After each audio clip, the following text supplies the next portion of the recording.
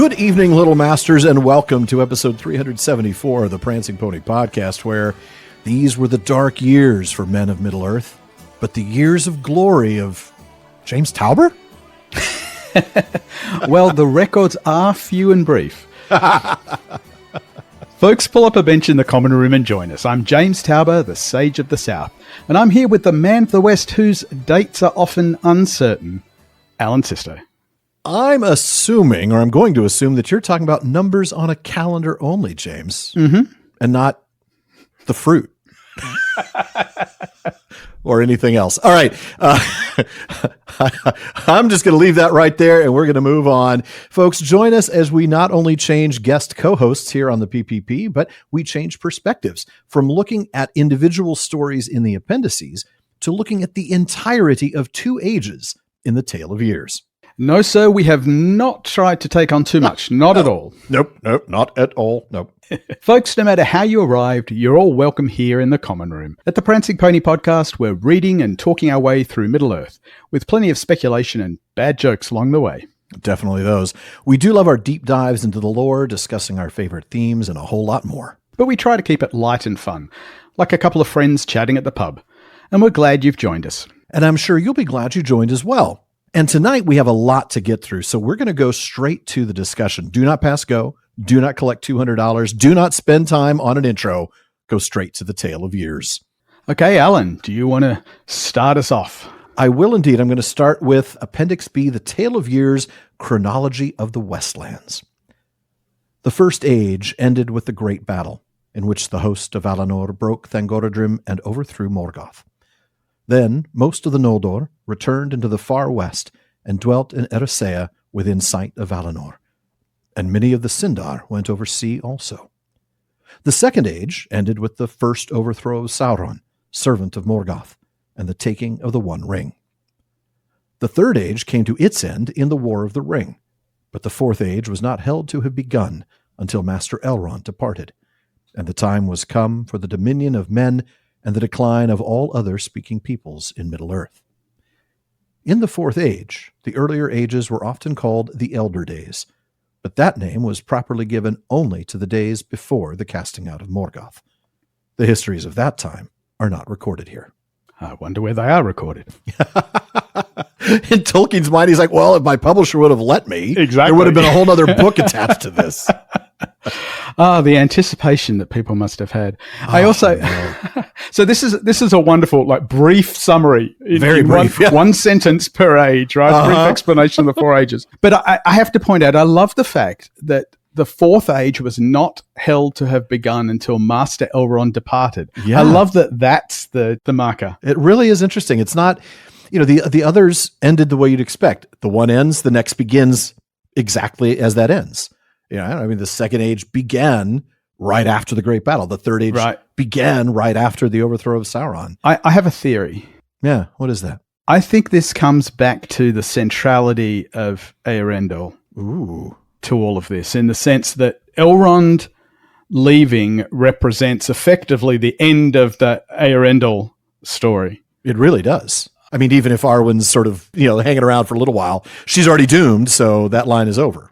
Eärendil marks the end of the First Age, and so it's, I think, appropriate that the wrapping up of the Third Age has to do with Elrond. That's interesting also because the Second Age, yes, it's the overthrow of Sauron and the taking of the One Ring, but look at who had to die in order for that to happen. Elendil. Mm-hmm. So if you've got Eärendil kind of marking the end of the First Age, Elendil marking the end of the Second. Yep. But the Fourth Age doesn't begin until Elrond's gone. Yep. That's interesting. And it fits with what you're going to be talking about when we get to some of the Second Age stuff. Really good. Yes. Well, looking at these very short paragraphs, like you said, basically one sentence each on the three ages, it becomes clear that we're going to have to do something different as we move into the Tale of Years here on the PPP. We're leaving the more narrative-based sections of the appendices behind, moving really into uncharted territory here on the show. So we thought we would start by letting you know how we're going to walk through the Tale of Years today. And we're going to start by looking at something Christopher Tolkien said in The Peoples of Middle-earth, but not in either of the chapters on the Tale of Years. We're actually going to read from a section on the history of the Akalabeth. Christopher explains that, and I quote, "The development of Appendix B, the Tale of Years, was naturally associated with and dependent on that of Appendix A, which, as published, bears the title Annals of the Kings and Rulers. That certainly explains why we use the Tale of Years so extensively back when Don and I went through Appendix A on Numenor, Eriador, Arnor, Gondor, and all of that. Yeah, and why you and Matt referenced it so often during your time in Appendix A2 on That's the House right. of Ale. Mm-hmm. And then Sarah and I just finished using it almost every episode during our time covering not only Aragorn and Arwen in Appendix A1-5, I think it is, but also our time in Appendix A3 on Durin's Folk. Yeah, it's a helpful tool when going through the narrative portions of the appendices because it's the anchor for those events, putting them in context. And that reminds me also of why Tolkien was writing annals alongside the Quenta Silmarillion. So we get like the Annals of Valinor and the Annals of Beleriand. Yeah. Tolkien wanting to actually get to pin down the exact dates that things were happening that weren't necessarily as obvious in the narrative text. Another thing is that for him, the detail and the accuracy, right? I mean, I come back to the line he talks about in the introduction, I think, to the second edition of The Lord of the Rings, when he talks about, everybody knows the part about how he doesn't like allegory, but then he talks about how he much prefers history, feigned or otherwise. And here he's got a feigned history, and he sets it up in such precise detail. Yeah. Yep. But now, of course, we're going the other way around. We're focusing on the Tale of Years without the context of the narrative. So that's changed how we're going to look at it a bit. And that brings us back to the rest of what Christopher Tolkien said in the History of the Akallabeth that James just started reading. Christopher writes, "In the presentation of the early forms of these appendices, I have found after trial and error that the best course is to divide the Tale of Years into two parts, the second and the third ages, and to treat them separately." And that's where he then goes into the history behind the Akallabeth, which is itself beyond the scope of this episode, but it's so intricately tied to the Second Age that we're likely to reference it as well. A lot, I imagine, actually. Yes, definitely. Yeah. So we too are going to divide our conversation about the Tale of Years into two parts, one on the Second Age and one on the Third Age. But before we do that, we're going to move from the back end of the book to the very front, to the prologue. I want to give us a bit on the frame narrative of the Tale of Years and how it came to be in universe, even though most of today's episode is going to be spent talking about how it came to be in terms of manuscripts. So near the end of the prologue, in the note on the Shire records, we read a few things that are relevant here. At the end of the Third Age, the part played by the hobbits in the great events that led to the inclusion of the Shire in the reunited kingdom awakened among them a more widespread interest in their own history, and many of their traditions, up to that time still mainly oral, were collected and written down. The greater families were also concerned with events in the kingdom at large, and many of their members studied its ancient histories and legends.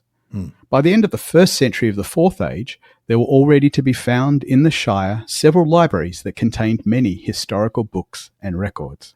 I love what a radical change that is for the hobbits. When we read in the prologue, basically they didn't really care about history. They had their genealogies and that's about it. But this reminds me of a line that Sarah and I looked at an episode or two ago when it came to Gandalf. One of the things we read about in the Quest of Erebor drafts was that Gandalf wanted to educate the hobbits, and he chose Bilbo as sort of like, well, I can't educate all of them at once. So I picked Bilbo, and look at what's happened. Yeah. Like now the Shire is awake again. They've got libraries. They actually got historians. They got people writing these things down. Well, it's funny that reference to Bilbo also reminds me of Gandalf's line to the hobbits about, this is what you were trained for, basically. Right? Yeah. That their role is actually in changing the Shire afterwards, as much as what the actual role they had in the War of the Ring. And I think this is part of it, right? This realization that you can't be isolationist, that you are part of I'm thinking now of the Jackson films and Pippin talking to Treebeard as well, but this sort of and Merry, I think I can't remember if it's Merry or Pippin, but this whole idea of you're part of the world, right? And it's Merry that says that line. But yeah, so it's interesting that we're seeing the fruits of that in this. That's so interesting. I don't think I'd really put two and two together in reading the prologue before in that regard, that there is a big difference between the way hobbits look at history pre-War of the Ring versus post-War of the Ring. And so the fact that the text says were awakened right? Or that a widespread interest in their own history was awakened. So now they took time to write their traditions down. And then the greater families were also concerned with worldwide history. Just fantastic to see that. And it's sort of an antidote to the parochialism we've always talked about the hobbits as having, that sort of inward looking, that myopic sort of sense. It makes you wonder whether a generation or two from now, they'll stop thinking about hobbits from 20 miles away as being weird or strange or queer, like maybe it will make them a little more cosmopolitan. I don't know. Still, not surprisingly, the biggest libraries, and this is just the way things were, folks, they're going to be at the most well-off places.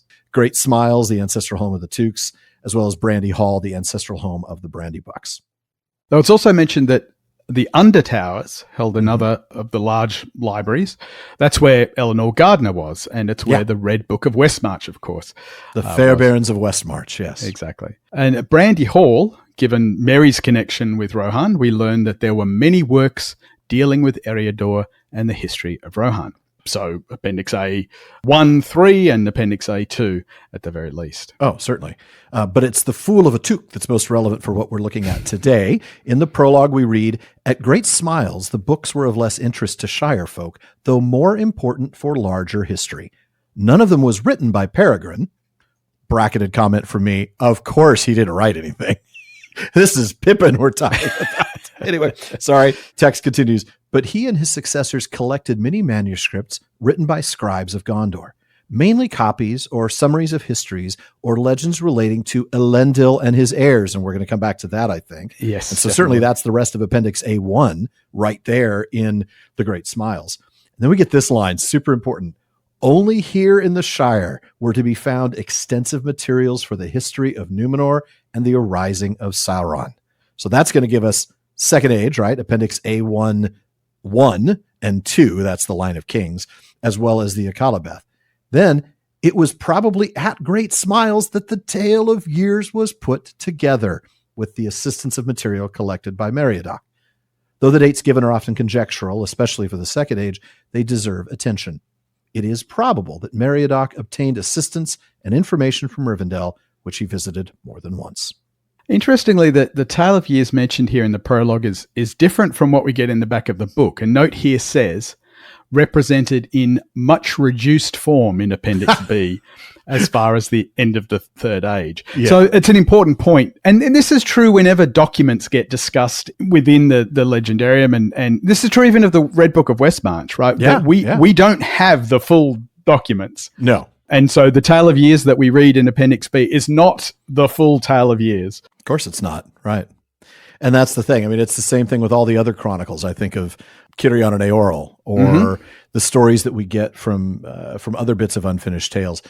We don't ever have the complete full story. It's always a chronicle written by a historian who had that limited perspective, and that's what we have. We don't have it from other angles. Even the Aragorn and Arwen tale is an abbreviated version. Yeah, I mean, I think the appendix says here follows a part of the tale of Aragorn and Arwen. Exactly. Because Tolkien would have had that take up 3 times the space if he could have. Exactly. And put it in the main narrative if he could have. So one of the things I want to talk about when we get to it is, given that, particularly in the Second Age, it is quite a short version of the story. Yes, it is. It's interesting looking at the question of, well, did they cut anything out? What did they choose to include? Right, whenever you're including some things, not including others, there's this interesting question of, is there a bias creeping in there in what you do choose and don't choose? We'll definitely come to that. I was going to say, I have a feeling I'd be disappointed if we didn't come to that. But we are going to be talking about the Second Age portion of the Tale of Years as a standalone segment. And we're going to start, James, with you reading a little bit from, obviously not from the Tale of Years itself, but from the text of the introduction. Absolutely. The Second Age. These were the dark years for men of Middle-earth, but the years of the glory of Numenor. Of events in Middle-earth, the records are few and brief, and their dates are often uncertain. In the beginning of this age, many of the High Elves still remained. Most of these dwelt in Lindon, west of the Ered Luin. But before the building of the Barad-dûr, many of the Sindar passed eastward, and some established realms in the forests far away, where their people were mostly Sylvan Elves. Thranduil, king in the north of Greenwood the Great, was one of these. In Lindon, north of the Lune, dwelt Gil-galad, last heir of the kings of the Noldor in exile. He was acknowledged as High King of the Elves of the West. In Lindon, south of the Lune, dwelt for a time Celebrimbor, kinsman of Thingol. His wife was Galadriel, greatest of elven women. She was sister of Finrod Felagund, friend of men, once king of Nargothrond, who gave his life to save Beren, son of Barahir. Later, some of the Noldor went to Eregion, upon the west of the Misty Mountains, and near to the west gate of Moria. This they did because they learned that Mithril had been discovered in Moria. The Noldor were great craftsmen and less unfriendly to the dwarves than the Sindar. But the friendship that grew up between the people of Durin and the elven smiths of Eregion was the closest that there has ever been between the two races. Celebrimbor was lord of Eregion and the greatest of their craftsmen. He was descended from Feanor. You know, if I'm Celebrimbor's publicist, I'm moving to strike that last line altogether. Make me the greatest of their craftsmen. Please don't mention my grandfather. He was a jerk. I really don't want that. So going back, though, to the beginning of the reading, we begin with the contrast between the men of Middle-earth and the Edain, the men of Numenor. And I'm sure that we're going to come back to that. But it's this next bit that I want to do a bit of a sidebar on. The records are few and brief, and their dates are often uncertain. And for this, we're going to go to the Peoples of Middle-earth, Part 1, Chapter 6, The Tale of Years of the Second Age. And let me just tell you, folks, if you've got this book handy, bookmark this section. We're coming back to this chapter a lot. James? So Christopher explains that the chronology of the Second Age can be traced back to its origin in two small half-sheets of paper. That these are not only the first written record of such a chronology, but represent the actual moment of its establishment seems certain from the obviously experimental nature of the calculations. I will refer to the various texts of the Tale of Years by the letter T, and call the first of these pages, given below, TA, to indicate its primary nature. He then explains that some of the writing is hard to make out. Big surprise, right? Yeah. He believes this to be a substantially correct representation of the text as it was first written. And he'll discuss changes afterwards. Of course. So in this first text, TA, the ages are said to last about 3 millennia. In fact, Tolkien took pains to make it clear that this was approximate. He italicized about. Yes. Now, this is clearly him working out the timeline literally as he's writing it down, because he sort of does the math backwards. He starts out with the gap, 3,500 years during the Black Years.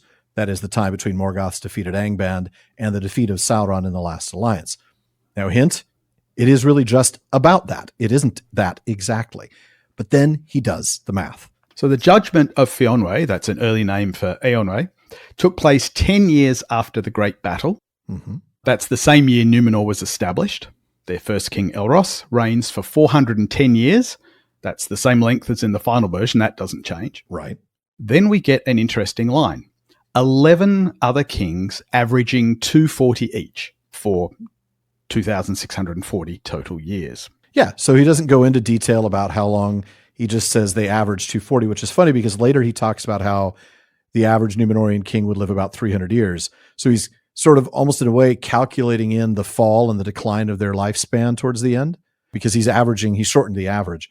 But that's the only mention of these kings. He says 11 other kings, 240 each. The last 13th king for 220 years, and he gives us the running subtotal of 3,280 so far. That's when we're told that Elendil, very long-lived, was 200 years old at fall of Numenor, and Isildur 100. The New Realms lasted 100 years before Sauron opened war.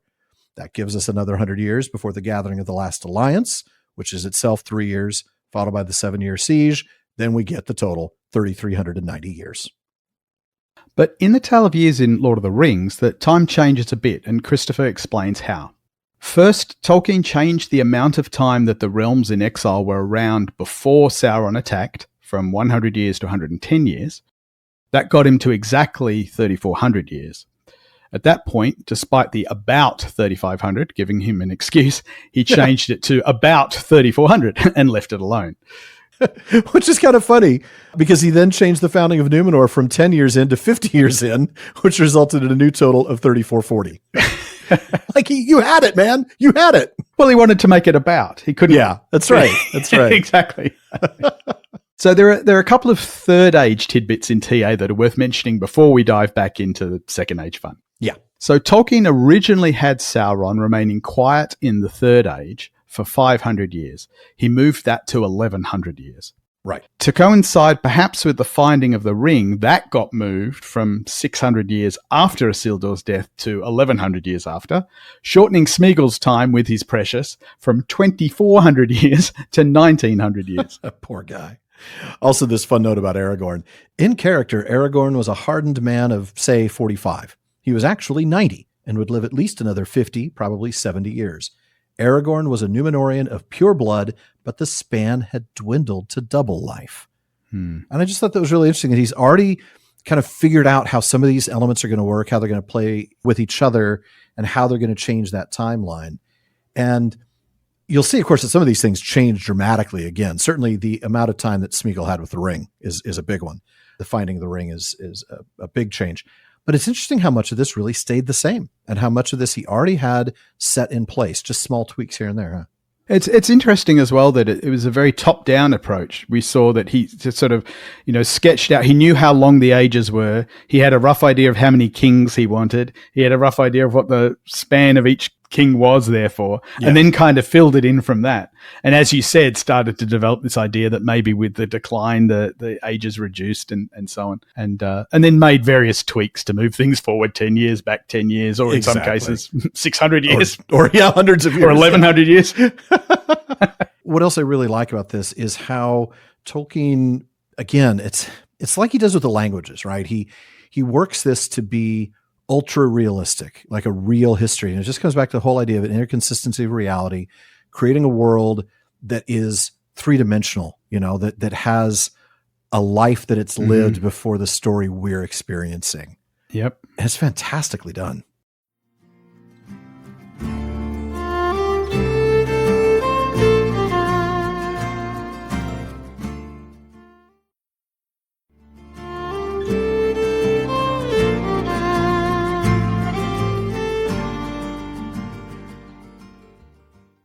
Now, soon we'll get back to the history of, all of Middle-earth history. But before we do, we want to remind you there's a lot more talk going on at the Prancing Pony podcast than just us. The PPP has an amazing listener community. They're always coming up with great questions and discussions across all our media spaces.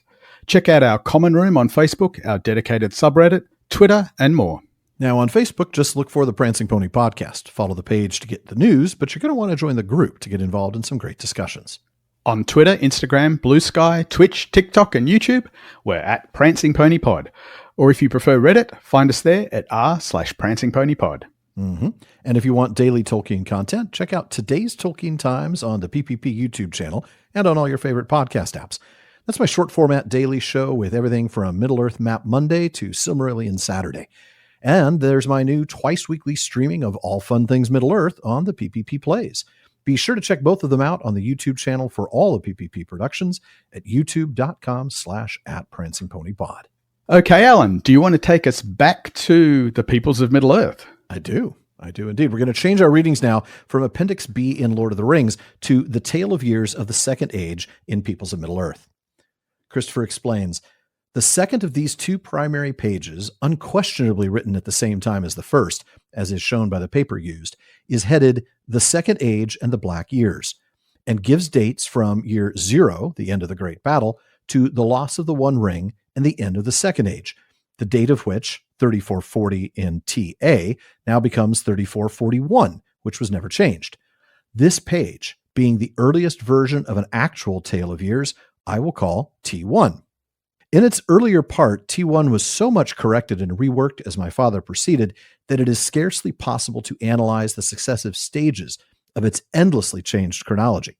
But in a subsequent text, he followed the final form of T1 so closely that it can be given in its place.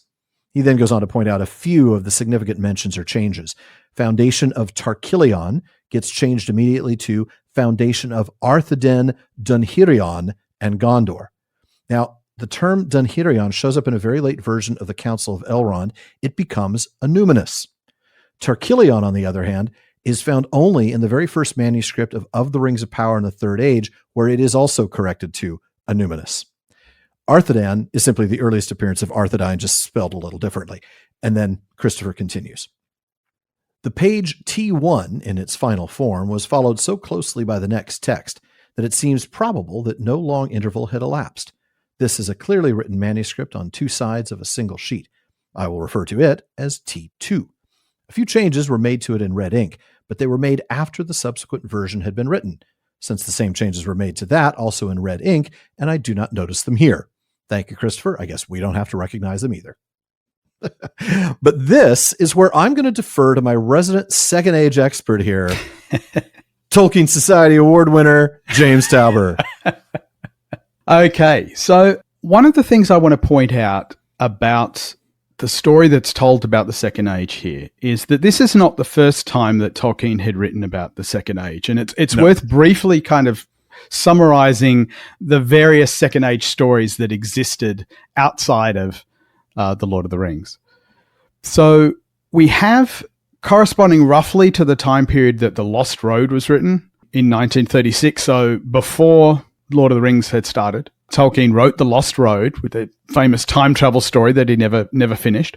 The sci-fi, the attempted science fiction story. Yeah. Exactly. But it was Numenor focused. And as part of that, he wrote a document called The Fall of Numenor. Now, this is not the Brian Sibley book of the same name. This is a text by Tolkien written around 1936 called The Fall of Numenor, where he basically sketched out what happened in Numenor from a particularly elvish perspective.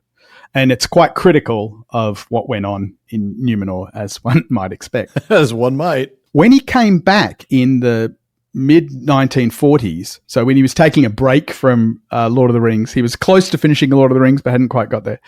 He took a break and started on the Notion Club papers, which was, again, another attempt at this sci-fi time travel story involving Numenor. He wrote another version of, another account of what happened, called The Drowning of Unadune, which was telling the Numenorian story from much more of a mannish tradition, as he described it. Right. Of course, we don't know anything as readers of Lord of the Rings. We don't know any of this other stuff about what went on in the Second Age beyond the snippets we're going to get to from Faramir, and then obviously what's told in the appendices. So none of this stuff was known to the readers, but he had all this material that laid out exactly what went on in Numenor. And then later on in the 60s, after he'd published Lord of the Rings, he wrote the Akalabeth, which of course Christopher ended up including in the Silmarillion. And that Akalabeth writing was sort of a mixture of the two perspectives, the Elvish perspective and the Mannish perspective. But I want to come back to this idea of what can we tell from what's included and not included in the Tale of Years? What does that say about certain biases? Are we getting the sort of Elvish perspective? Are we getting the human perspective? I'll start off with maybe a little bit about what's in the T1 and T2 manuscript. We can talk a little bit later about what gets added later. Although a lot of the stuff that gets added later was then cut back. So what we get in the final published Lord of the Rings is actually largely what's in T2 with a couple of extra things. But I want to point out a few things. If you go and look at T2 in Peoples of Middle-earth, it really says very little about the sort of decline of Numenor. There's no mention of the sort of colonialism, the exploitation of the environment.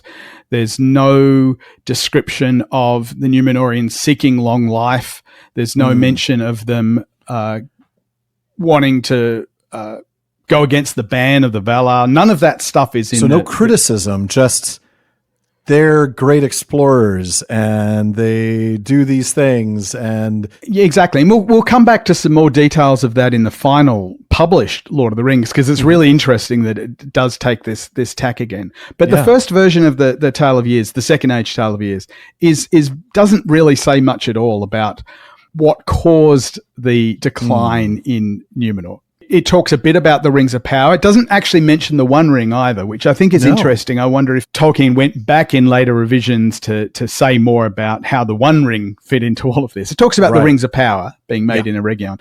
Another fun difference about this first version is that Imladris is actually established at the same time as Eregion. Oh, interesting. So rather than Imladris being a refuge as a result of Eregion being attacked, they actually get established at the same time.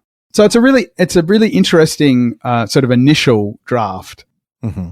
I want to point out as well, you mentioned that the Tarkalion was the name that was used originally for Arthedain. Or for Anuminus, I thought, right? Yes, Anuminus, yes.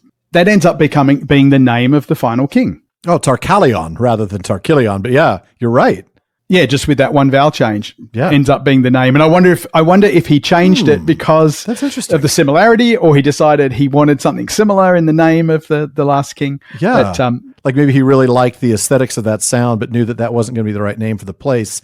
Where else can I give that name? It exactly. means X. Let's throw it in here.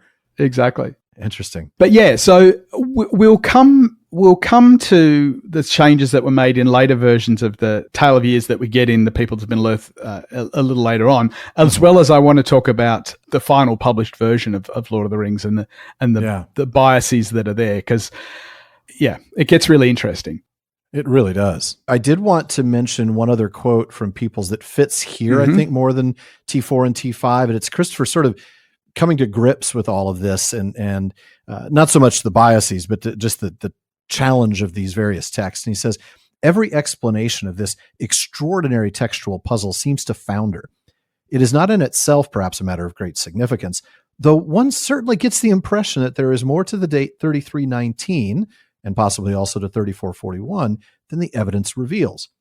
It is clear at any rate that all these texts, the original manuscript of the Akadabeth and its associated scheme, the computations in the texts TA and TB, and the initial version of the Tale of Years arose at the same time, before the narrative of the Lord of the Rings was in final form, while the evidence suggests that it was these computations of the Númenórean kings, formulaic as they were, that provided the chronological vehicle of the Second Age established at that time. So that's what he did first, was like, all right, let's look at the kings and their reigns and we'll build the rest of the history off of that backbone. Exactly. And it's really interesting to see that level of detail and to see Christopher sort of being able to decipher that and puzzle that out as he's looking at TA, TB, T1, T2, T3, T4, and T5. I mean, Tolkien's just going off with the number of drafts. And finally, we're at a point where Christopher's able to say, it looks like his calculations about the kings were the core build, or the central column on which he would hang every other element of the Second Age. So, Yep. All right. Well, you mentioned the significant changes that we're going to see in T4 and T5. Why don't you start by reading a little bit from Peoples of Middle-earth on those two? Absolutely. At that time, as things stood, The Lord of the Rings would be published without any account, however brief, of the story of Númenor. In the manuscript T4, my father had written what I've called a condensed history rather than a list of dates. For it is to be remembered that in the narrative of The Lord of the Rings, despite all the many mentions of the names Númenor and Westernesse, he had told nothing of its history and of the downfall, no more than Faramir's words in Minas Tirith, when he told Éowyn that he was thinking of the land of Westernesse that foundered, and of the great dark wave climbing over the green lands and above the hills.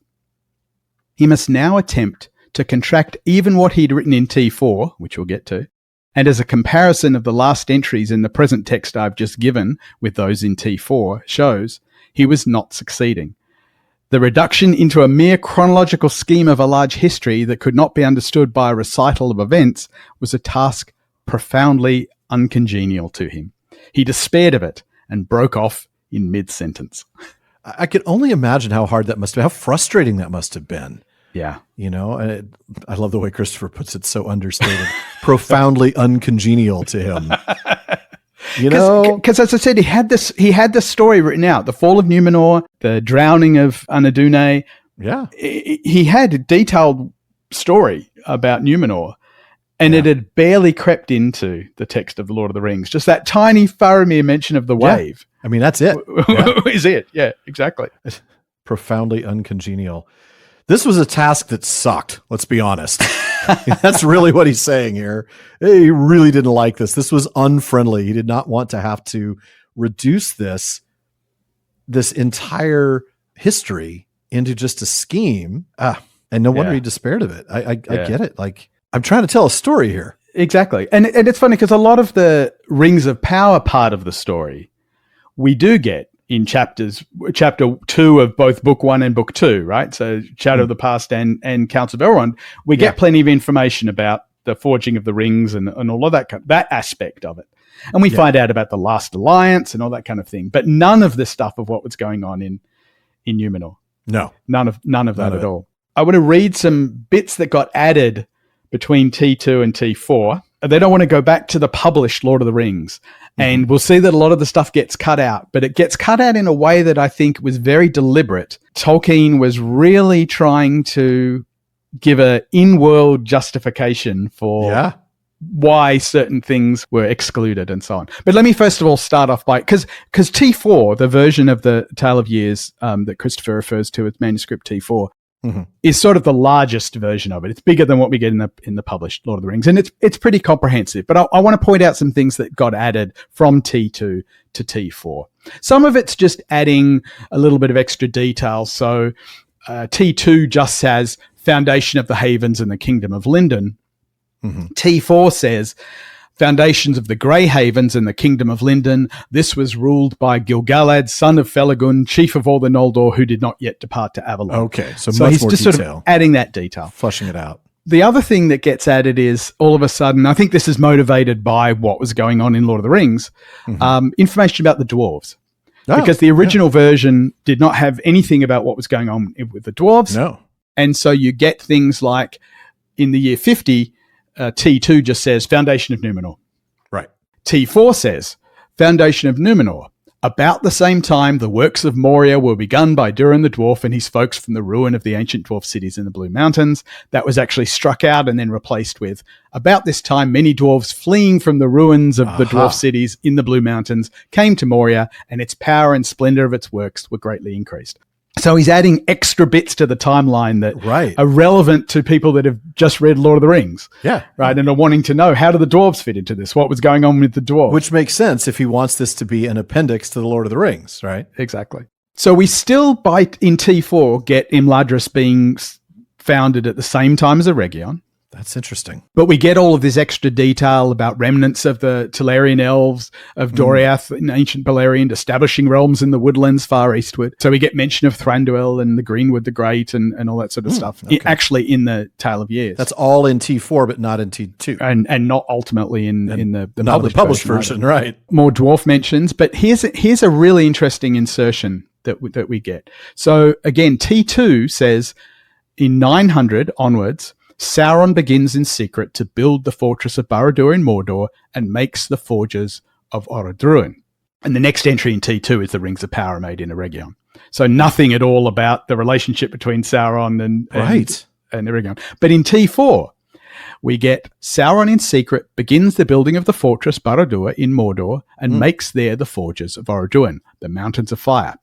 But he professes great friendship with the Eldar, and especially with those of Eregion, who were great in smithcraft. So we start getting more details about the Rings of Power. And we get our first mention of the One Ring, called here the Ruling Ring, which, as I mentioned, is not mentioned at all in T2. T2 just says the Rings of Power are made in Eregion. T4 says the Rings of Power are forged in Eregion, but the Ruling Ring is forged by Sauron in Orodruin. Okay. So we're starting to get this. We also get more information about the dwarves. Eregion is laid waste. The Naugrim, or dwarves, close the gates of Moria. Many of the remaining Noldor depart west over the sea. So that's all new information. T2 just says in 1900, Barad-dûr is complete. T4 says Barad-dûr is completed with the power of the Ruling Ring. Ah, that's important. So tying in the ring, which, like you said, it hadn't even been mentioned in T2. So in T4, we include it, and we include it as the basis of power for Barad-dûr. And then this is where it gets really interesting, and this is going to tie into the bias discussion that we have about the published Lord of the Rings. There is a brand new entry in T4 that did not exist in T2, and I'll read it to you in full, because this is all new information that was not in T2 but is in T4. The shadow falls on Númenor. The Númenorians begin to murmur against the Valar, who will not permit them to sail west from their land, and they become jealous of the immortality of the Eldar. A division appears among the Númenorians between the elf friends, the smaller party, and the king's folk. The latter become slowly estranged from the Valar and the Eldar and abandon the use of elven tongues. The kings take names of Númenorian form. The elf friends, dwelling most in the east of Númenor, remain loyal to the kings, except in the matter of rebellion against the decrees of the Valar. So this is an aspect of the story that's very familiar to us, having read the Akallabeth. Mm-hmm. But this is not something that was in the T2 version, and I note it's not talked about in the published Tale of Years in the Lord of the Rings either, and we'll come back to that because I think that's super significant. And we get more examples in the next entry. We were previously told in T2 that the Númenorians have fortresses and outposts. But now in T4 we're told they make permanent dwellings on the shores of Middle-earth, seeking wealth and dominion. Imperial Númenor, yeah. Again, none of that's mentioned in T2, nor is it mentioned in the final version of Lord of the Rings. That's what's so interesting here, is as you're pointing these additions out, there are things that he would add and then later remove. Exactly. And we'll sum up what those bias seem to be in a moment. There's a couple of other additions that I want to mention. So in T2, we're just told that Tar-Calion, that's Pharazôn, Tar-Calion set sail to Middle-earth. Sauron is obliged to yield and is taken to Númenor. And then we're just told 200 years later, downfall of Númenor. We're not told at all what happens in that intervening time period.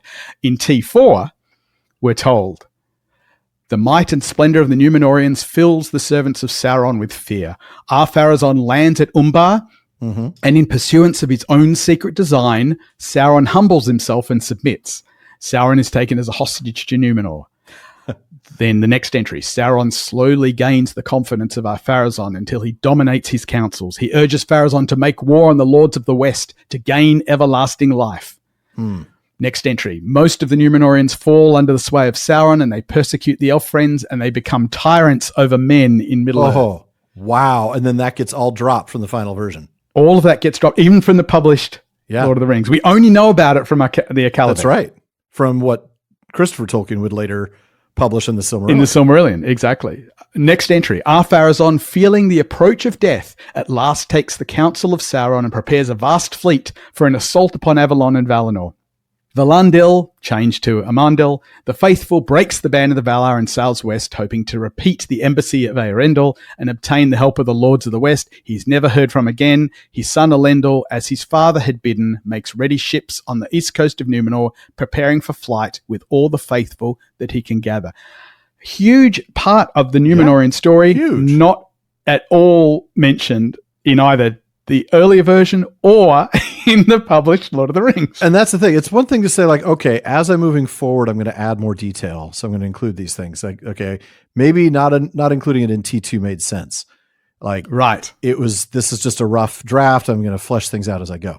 Exactly. But to then remove it from the published version is, like you said, intriguing because what he removes is very specific, isn't it? Yeah, so I'll come back to that. So there's, let's move on now to the published Lord of the Rings Second Age Tale of Years, because it's interesting in two respects. What is not mentioned, and also a couple of extra things that are put in that were not in any of the drafts. Oh, interesting. So the main thing that's left out is any mention of the longevity motivation, the environmental exploitation. None of that's there, right? You would, if you just read the Tale of Years in the published Lord of the Rings, you would have no idea that the Númenorians were exploiting Middle-earth, that they were seeking longevity. None of that's there at all. Wow. You would almost go as far as saying that the Númenorians did nothing wrong if all you read was the Lord of the Rings. Well, I'm just wondering how those folks and the Fëanor did nothing wrong folks would get along. So the other thing is that we're told that a shadow, we're told in the published Lord of the Rings that a shadow fell on Númenor. Yeah. But we're never told what that was. It's never tied to longevity. If anything, it's not tied to the rebellion. It seems to be tied to Sauron. It's almost like, it was Sauron's fault. Sauron cast a shadow. Yeah. Even though we know that it had nothing to do with Sauron. The shadow came long before Sauron. Sauron just then went on to exploit that. Yes, he did. But all of that's skipped over in the published Tale of Years. Interesting. And then the final thing that does get added, which I think sums up exactly why the bias is what it is. The thing that gets added, I'm just going to read you a couple of entries that are in the published Tale of Years that weren't in any drafts. And I want you to think about why they got inserted. These were not in any draft. So not in T2, TA, TB, T1, 2, 3, or 4. No.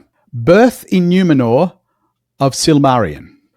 We've not been told about any other births or deaths at all. All of a sudden, we're told that Silmarillion was born. All of a sudden, she gets mentioned, right? Then the next odd insertion is Tar Ankhalame becomes the first ruling queen of Numenor. Oh. We've not been told about any other kings or anything like that, right? No. We've been told about Elros. Right. And then all of a sudden, we get told Silmarillion is born, Tar Ankhalame becomes the first ruling queen of Numenor. Then we get another odd entry, now a death, not a birth. Death of Tar Atanamir, Tar Akalamon takes the scepter. And then we get Adunakor takes the scepter, Pharazôn the Golden seizes the scepter. Ooh. So what this seems to be adding, particularly the first two, the birth of Silmarillion.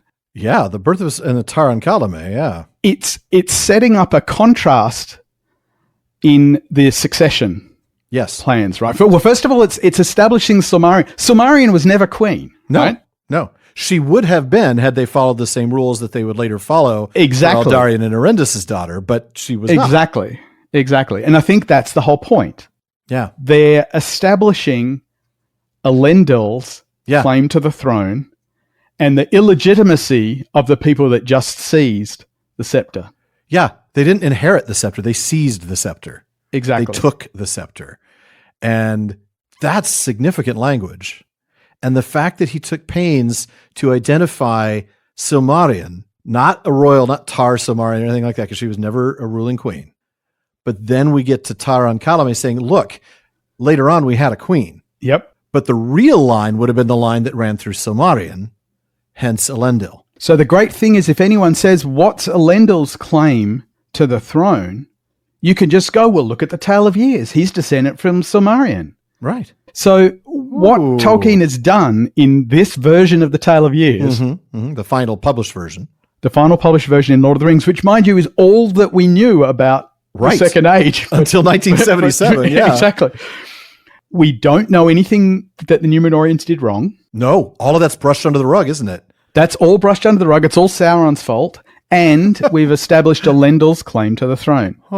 So this is a highly pro-Elendil, but also pro-Numenorian version of the story. We don't want to say anything bad. Exactly. We don't want to say the Numenorians were seeking after eternal life. We don't want to say they were destroying the environment and, running rampant over the peoples along the coastlands of Middle-earth as some sort of, violent imperial force. Exactly. So I think it's really fun to sort of consider it in light of that this is not just a set of facts that Tolkien has included at the end. This is still a story from a particular perspective. And I think it's fascinating to realize you're right. He's telling a story through a mere chronology. Exactly. That's master stuff right there. But we wouldn't even know that if it not for the Akalabeth, right? That's the other aspect. We wouldn't know about those changes without History of Middle-earth.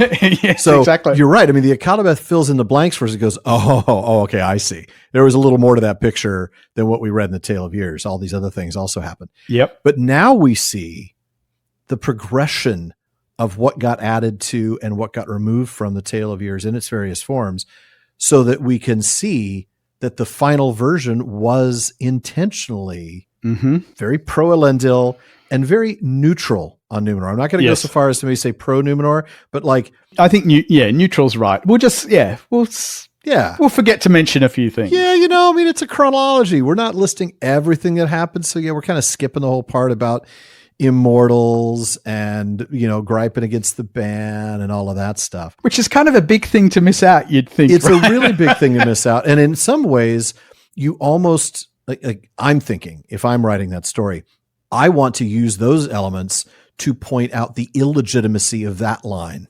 That almost to reinforce the idea that Silmarion should have been the ruling queen, because then we would have had a King Elendil and we never would have had this fall. But I know Don and I talked about that. Like, what would have happened had Silmarion been a ruling queen? Would things have been different, or was it eventually going to happen at some point? Because maybe it would not have been Elendil, but who knows what Elendil would have been like if it was his great-great-great-grandfather who first started to rebel against the ban, as it was for our Pharazôn, Right. Yes. This is interesting stuff. To discover this only as we look through the drafts, as we go through what Christopher's provided in History of Middle-earth, as we see what the Akadabeth provides, it's really interesting. I wonder what Tolkien's thought process was, other than, well, I've got to give Elendil some legitimacy. Because it does sound like he shrank other things, but wow, you're right. Why he shrank just those? He could have cut other things, but he cut those things in particular. Yeah. And I wonder, like you said, like Christopher said, Tolkien had told nothing of the history of Numenor, nothing more about the downfall than Faramir's words when he told Eowyn he was thinking of the land of Westerness that foundered. Maybe just like, there's too much there. Let me explain. No, there's not enough time. Let me sum up. Oh, no, there's not even enough time for that. I'm cutting this all together. But I am at least giving you legitimacy to Elendil. That is fascinating stuff. I really like that. That was fascinating, James. Thank you for kind of taking us down that road and helping us see really the very unique spin that Tolkien was applying to the chronology here in the Second Age in order to give us more focus on Elendil. And like you said, a more positive focus on him.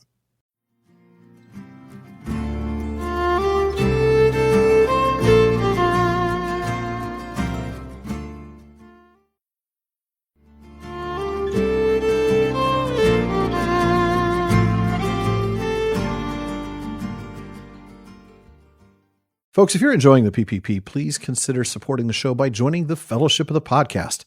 That is what gives me the time and resources to work on making the show the best that it can be. When you join, you become part of an amazing Discord community that includes live episode recordings, one's happening right now as I speak, and hangouts every month. You also get episode postscripts, ad-free episodes, free merch, and more. You can also become part of our Questions After Nightfall episodes, or even join us as a guest in the North Wing. So please go to patreon.com/prancingponypod to show your support and join the Fellowship of the Podcast. Indeed. And you can always help us out as well by giving us a rating and review on Apple Podcasts and a rating on Spotify. And please recommend us to your friends. Okay, Alan, shall we get back to the Tale of Years? And in particular, move on to the Third Age. Yeah, I loved our discussion of the Second Age. I thought that was really fascinating. And now I can't help but wonder, are we going to see things in the Third Age changes that will make us sort of go, Well, that's the interesting thing now. We should always be asking, is this story being told from a particular point of view? What perspective are we seeing here? And it's interesting because like we talked about in the frame narrative, this text is found in, it's found in the Shire. This is found in Pippin's library.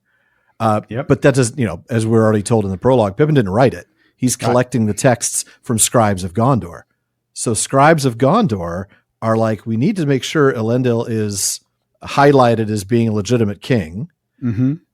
And we really don't need to talk so much about our Pharazôn. Right. We don't talk about Pharazôn, no. Because I was going to say, it's important to note, Aragorn's claim to the throne rests on it absolutely Silmarion as well. It rests on Silmarion, and it also rests on the whole mess at the end of the North Kingdom and the claim that he had both as the son of Isildur and as the husband of Firiel, the daughter of Andahare, and that whole mess, which we'll get to as we talk about the Third Age. All right. These were the fading years of the Eldar. For long they were at peace, wielding the three rings while Sauron slept and the one ring was lost. But they attempted nothing new, living in memory of the past. The dwarves hid themselves in deep places, guarding their hoards. But when evil began to stir again, and dragons reappeared. One by one, their ancient treasures were plundered, and they became a wandering people. Moria for long remained secure, but its numbers dwindled until many of its vast mansions became dark and empty. The wisdom and the lifespan of the Númenóreans also waned as they became mingled with lesser men. When maybe 1,000 years had passed, and the first shadow had fallen on Greenwood the Great, the Istari, or wizards, appeared in Middle-earth. It was afterwards said that they came out of the far west and were messengers sent to contest the power of Sauron and to unite all those who had the will to resist him. But they were forbidden to match his power with power, or to seek to dominate elves or men by force and fear. They came, therefore, in the shape of men, though they were never young and aged only slowly, and they had many powers of mind and hand. They revealed their true names to few, but used such names as were given to them. The two highest of this order, of whom it is said there were 5, were called by the Eldar Curanir, the man of skill, and Mithrandir, the grey pilgrim, but by men in the north, Saruman and Gandalf. Curanir journeyed often into the east, but dwelt at last in Isengard. Mithrandir was closest in friendship with the Eldar, and wandered mostly in the west, and never made for himself any lasting abode. Throughout the Third Age, the guardianship of the Three Rings was known only to those who possessed them. But at the end it became known that they had been held at first by the 3 greatest of the Eldar, Gil-galad, Galadriel, and Círdan. Gil-galad, before he died, gave his ring to Elrond. Círdan later surrendered his to Mithrandir. For Círdan saw further and deeper than any other in Middle-earth, and he welcomed Mithrandir at the Grey Havens, knowing whence he came and whither he would return. "Take this ring, master," he said, "for your labors will be heavy, but it will support you in the weariness that you have taken upon yourself. For this is the ring of fire, and with it you may rekindle hearts in a world that grows chill. But as for me, my heart is with the sea, and I will dwell by the grey shores until the last ship sails. I will await you." MVP right there. Oh, thank you, sir. Very kind. I meant Círdan, not you. Well played. Well played. Folks, what you don't know is I tried like 5 different versions of Círdan there. And so, yeah, I kind of just assumed. That was wonderfully embarrassing. I'm perfectly happy to be humiliated on that particular moment because Círdan is the MVP. He is the MVP. Absolutely. So anyway, in what Alan read, we get a single paragraph at the start that briefly describes what's going on with the elves, the dwarves, and the men during the Third Age. Mm-hmm. So the elves are fading. Yep. They're not doing anything new. They're simply keeping the past as the present. This is the embalming that Tolkien criticizes in his letters. Yeah, there are at least 2 or 3 moments or examples of that in his letters where he's like, look, the elves are doing this thing and it's not good. Yep. The dwarves retreat and hide to protect their wealth, but, of course, to no avail in the face of the dragons. The dragons, plural. I thought that was interesting. Yes. Yeah. Makes me want to learn more since Smaug was just one of many. Obviously, yeah. Yeah. And then men's wisdom and lifespans were both shrinking. Exactly. And the next 2 paragraphs, which interestingly give us more text than on the elves, dwarves, and men combined, is spent on the wizards. Even still, just telling us only about the 2 primary ones in Lord of the Rings. And then finally, we get clarity on who had the 3 rings before wrapping with Círdan, the unsung hero, underrated, overlooked, might be the best of them all, MVP elf.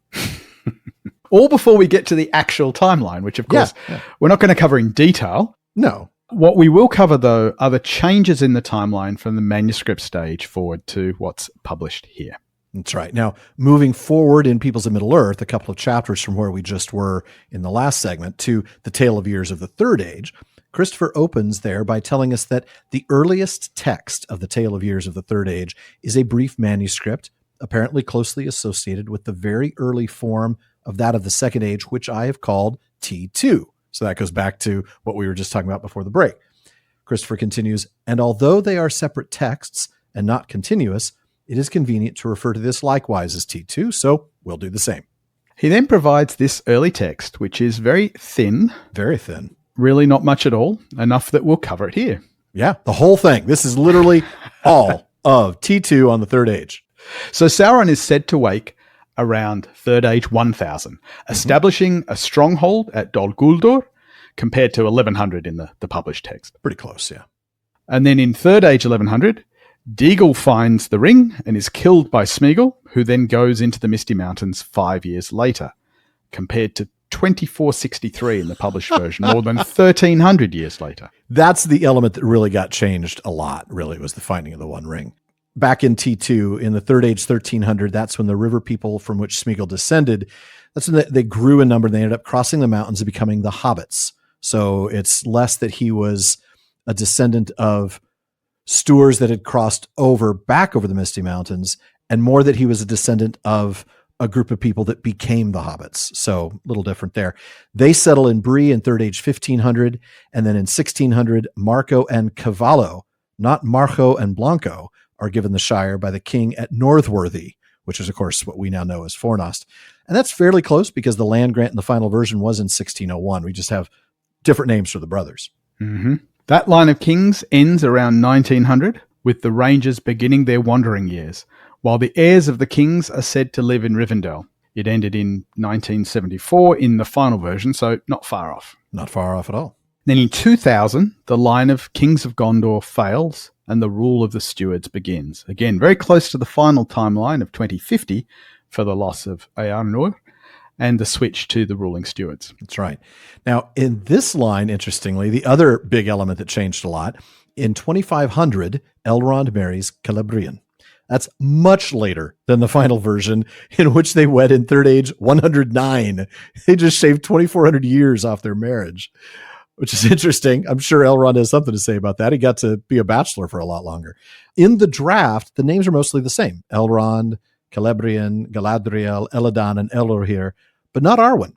Here in the T2 version of the text, she's called Finduilas at this point. She's still very clearly much the same person she's going to be. We read that she is the one in whom the likeness of Luthien reappeared. Mm-hmm. So here Celebrimbor is actually killed by orcs as she's heading over the mountains to visit Galadriel in 2600 versus 2509 for the attack and poison wound and 2510 for her departure over the sea. That's a good thing since they just got married in 2500. I mean, yeah. To have all 3 kids in 9 years and then get killed would have been a problem. So at least they got to be married for 100 years. And then also in T2, we get an interesting mention. All these are big sort of highfalutin names and, important histories. 20 years later, the Took family is established. And then the entire T2 Third Age timeline ends with a short whirlwind of dates. In 2890, Bilbo is born. That's the same. 2910, Aragorn is born. It's actually 2931 in the final version. 2940 for Bilbo's adventures. That got bumped a year. 2950, Sauron re-enters Mordor. That's also bumped a year because, of course, those are connected. 3001 for Bilbo's farewell party, which is the same. And 3018, Frodo sets out, which is also the same. And folks, that's literally all that Tolkien initially laid out for the Third Age. Yeah.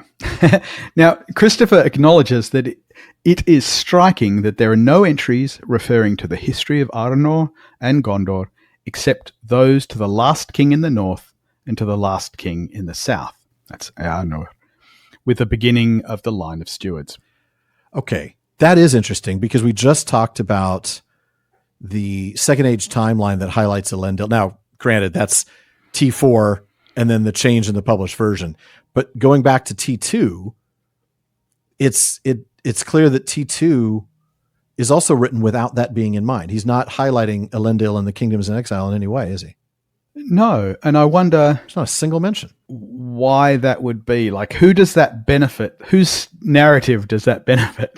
Not mentioning those. It really is interesting. It's such a short timeline in T2, the Third Age. It doesn't really... I'm trying to think who it benefits, who it sort of puts in a good light. Does it improve Aragorn's claim? That's what I'm trying to it see. Avoids some complications. It does mention the heirs of the kings living in Rivendell, so that's at least supports his claim. It says a lot more about the hobbits than I would have expected, talking about their settlement in Bree, sort of the migration of the river people and how they become the hobbits, the settling in Bree, and then the establishment of the Shire, all of those set very early in the timeline. The other thing to consider is when this might have been written relative to the writing of Lord of the Rings. That is true. And I don't know that I have that information to hand. I don't know that Christopher tries to establish that with any clarity, but if this is an earlier version... Yeah, it's T2, so... it's possible that a lot of the Gondorian stuff hadn't... the Third Age, earlier Third Age stuff hadn't been established. It's interesting that it's very... I mean, it gives Aragorn's birth, I guess. So we do... Yeah. Aragorn's at least been established. That is true. But it does focus a lot on Bilbo and Frodo. And the mention of the Took family is interesting, but that, I think, comes back to the idea that it's going to be the Took family that has possession of these documents, right? The Tale of Years is found in his library, so he's already thinking frame narrative at this point. Well, you can imagine Pippin going, make sure you put more about the Tooks in there. I've got to have more. That's right. At least establish our family. But the next version is more full. Christopher explains that while the difference between T2 and T3 in the Second Age was minimal, he said little more than copy with a number of entries expanded. He makes it clear this is not at all the case, however, with the Third Age. It was here that my father introduced a comprehensive and coherent chronology of the age. Ooh, I love that alliteration, Christopher. Comprehensive, coherent chronology. And set his course in this work that he called The Tale of Years in a direction remarkably unlike its ultimate appearance in Appendix B to The Lord of the Rings. So it's interesting because this is similar to what happened with the Second Age, where there is a version that gets a lot longer and then it gets cut back again. Mm-hmm. So Christopher says that it was very tightly connected with the heirs of Elendil. Ooh, and that rings bells based on what you talked about. Yes. In Second Age, again establishing Elendil's legitimacy. Exactly, yes. Well, Aragorn's continuing on. Right, exactly. Yeah. Then it got covered with changes, additions, of course it did, and became a draft for the T4 version that Christopher believes soon followed after. Right. Because as I've talked about many times before in teaching History of Middle-earth, what would happen is Tolkien would start a new draft and then would make changes to that and then have to basically type that up again, but then make changes to the typed version and then have to retype that up again. Layer upon layer of changes. Yeah. I remember talking this through with Don Marshall when we were doing one of the earlier episodes this season. One of our, I don't remember now if it was a question in the mailbag or if it was something we talked about in the P5, but we wondered, like, what would it have been like if Tolkien were alive today and writing this on Google Docs so that we could see all the changes all the time, all with date and time stamps, and how fantastic that would be, and how much easier Christopher's job would have been. Yes. It's all typed. Thank goodness for type. Anyway, it's this T4 version that Christopher says was the version, quote, that my father thought appropriate and was indeed proposed to the publishers in 1954. This is the version sent to Allen and Unwin. So Christopher, because of that, actually passes over T3 and goes straight to T4 in its entirety. And Christopher adds, this is a very clear manuscript with a notable lack of hesitation or second thoughts. That it was intended to be a final and publishable text is shown also by the fact that when my father came to the conclusion that the establishment of the White Council was placed 400 years too early, he rejected 2 pages and wrote 2 new ones in such a way that they fitted precisely into the original text. So he didn't just make the change on the one entry. He made the changes to publishable pages. Yeah. As he would have done, for example, in the first edition of the second edition of The Hobbit, when he rewrote entire pages to fit the same sort of word count so that they only had to reprint. So you don't have to repaginate. Yes, exactly. Yeah, not so much reprint, but retypeset. Yep. Because these, wow, that is fascinating. And that certainly is evidence, like Christopher says, that this was intended to be a final text. The intro is very similar to the one that we read earlier, except it skips the wizards and Círdan entirely while expanding on the elves, dwarves, and men. And it's very interesting in that expansion. It starts with this. These were the fading years. Of this age and its beginnings, little is now known, save for the traditions of the realm of Gondor. For 1,000 years and more, the Eldar in Middle-earth, protected by the 3 rings, were content and at peace while Sauron slept. But they attempted no great deeds and made no new things of wonder, living mostly in memory of the past. In all this time, the things of old were slowly fading and new things were stirring, though few observed the signs. Now, clearly it's the same tone about that elves embalming that sticks around, but it does add the bit about the fact that the only history we have of this period is that which is connected to the traditions of the realm of Gondor, which once again brings us back to some of the things you talked about. Yeah, yeah. So for the dwarves, the changes are so minimal, we're going to skip reading the T4 version and go straight to the men. Mm-hmm. And we read, "The might and lore and the lifespan of the Númenóreans, or Dunedain as they were called by the elves, also waned as the years passed, and their blood became mingled with that of lesser men. More swift was the waning in the North Kingdom, for the lands of Eriador, as that region was now called, became colder and less friendly to men in that time. There the Dunedain became ever less.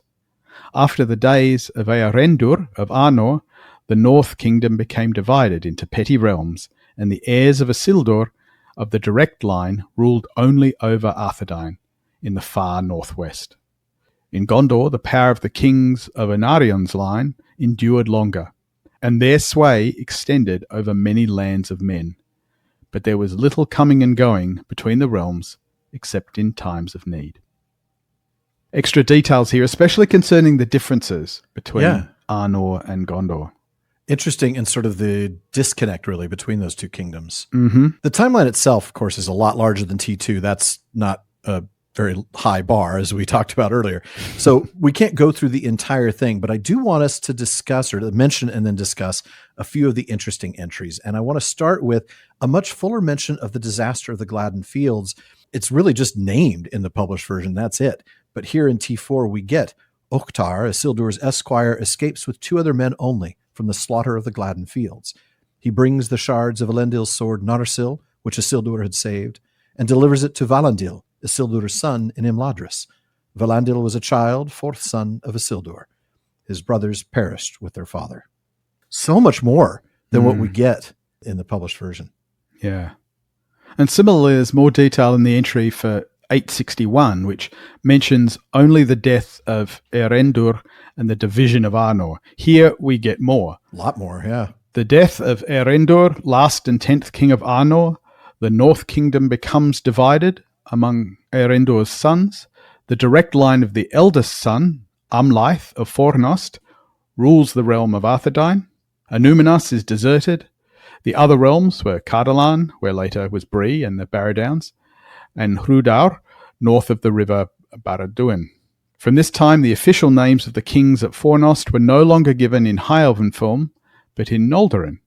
Amlaith and his descendants maintained friendship with the Eldar, especially with Círdan at the Havens. I love that. I love getting more information on the split of the North Kingdom, because that's an area that I've always been interested in. Shout out to Lotro. Oh, yes. I think doing such a fantastic job of bringing that to the fore. Incredible. I don't think I appreciate, until I started playing it back in 2007, I don't think I fully appreciated the dynamics of that split. And the split, yeah. Yeah. And it got even better recently with the starting region in Swanfleet and Cardolan, where you actually get to play through a storyline that leads you to the moment where you know, in the Barradowns, Merry has that essentially waking dream, and he says, the spear in my heart, you know, we were worsted by the men of Carndum. Yep. We actually get to experience that in game, meeting that character. It is fascinating. I don't want to give any spoilers for folks who haven't played that particular line of quests. I haven't, so I appreciate it. yeah. Great stuff. Definitely do a new character just so you can have them start in the Swanfleet Cardolan region. Okay. There is a very long entry for the year 1000, actually for circa 1000, not only going into detail on the arrival of the Astari. I thought that was interesting because here the arrival of the Astari is part of the timeline, but in the published version, they move it from the timeline into the narrative. And I thought that was, I don't know, I liked having more information on men, elves, and dwarves, and maybe just would have left this part as timeline, but okay, whatever. But we also get a mention of the Perianath for the first time, again, around circa 1000, but it's a really long entry. There's also mention of the zenith of Gondor's power, circa 1200. Under Atanatar the Glorious, Gondor reaches the height of its power, and its sway extends from the Grey Flood in the west to the Sea of Runair in the east, and from the south eaves of Mirkwood in the north to the land of the Haradrim in the south. The Haradrim acknowledged the overlordship of Gondor for many years. Not happily, one might add, but I was going to say, do they really? Is this another bit of bias creeping in? I know. Well, they acknowledge it. They just aren't very keen. Of course, this is Atanatar II. Alcarin, I believe, is the other name that he's known as. This is the guy It's famously, we read that, what is it? Precious stones are like pebbles to play with for the kids of Gondor. Yes. I mean, Gondor is rich, powerful, and at its max. And of course, that leads to its eventual descent and downfall, because you can't stay there forever when one of your guys is an absolute buffoon of a king, as a Tanatar is. Yeah. Anyway, it's like this throughout, right? This version of the timeline is so much fuller. It expands on moments, particularly in Gondorian and Arnorian history. Looking at 1409 in the published version here in the Lord of the Rings, we just get the Witch King of Angmar invades Arnor, along with the death of Arvelag I and the destruction of the Tower of Amansul. That's it. But here in T4, we get a full story. The Witch King of Angmar taking advantage of the civil war among the Dunedain. That's important. Certainly doesn't cast the Dunedain in a great light there. Comes out of the north and overwhelms the petty realms of Cardolan and Rhudaur and destroys the remnants of the Númenóreans that dwelt there. Cardolan is forsaken. The deserted mounds of Cardolan become filled with deadly spirits.